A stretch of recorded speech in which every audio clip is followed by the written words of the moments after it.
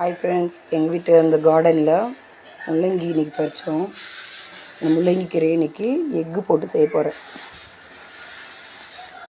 முள்ளங்கி கட் பண்ணி வச்சாச்சு, முள்ளங்கி கீரை கட் பண்ணி வச்சாச்சு. அடுத்து முள்ளங்கி ஒன்று எடுத்துருக்கேன், அதுவும் நம்ம துருவி எடுத்துக்கலாம். இதில்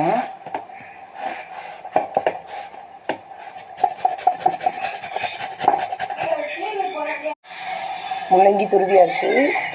இப்போ வெங்காயம், நிறைய வெங்காயம் போடணும். காஞ்ச மிளகாய், சீரகம், கடுகு போட்டு நிறைய வெங்காயம் போட்டு தாளிச்சிக்கலாம்.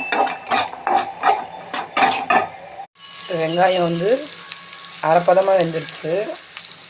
இப்போ நம்ம அந்த கீரையை சேர்த்துக்கலாம்.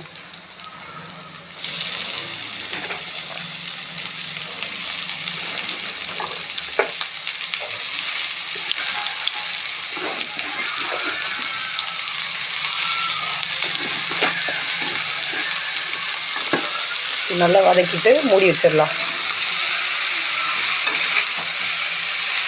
கீரை வெந்துட்டுருக்கு. அதுக்குள்ளே இப்போ 3 முட்டை, மிளகாத்தூள், மஞ்சத்தூள் எல்லாம் சேர்த்து நல்லா பீட் பண்ணி வச்சுக்கலாம். கீரை வெந்தோன்னா அதில் இதை மிக்ஸ் பண்ணி வச்சிடலாம். கீரை ஓரளவுக்கு வெந்துருச்சு. இப்போ முட்டையை சேர்த்துக்கலாம்.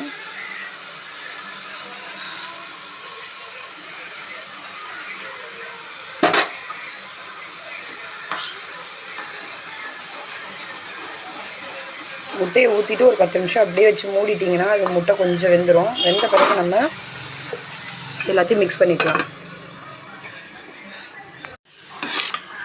ஃபைனல் டச், கீரை ரெடி ஆகிடுச்சு.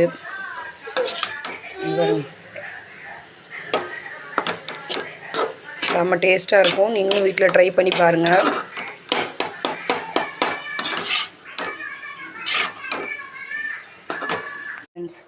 இப்போ முள்ளங்கி கீரை எப்படி இருக்குன்னு டேஸ்ட் பண்ணி பார்க்கலாம்.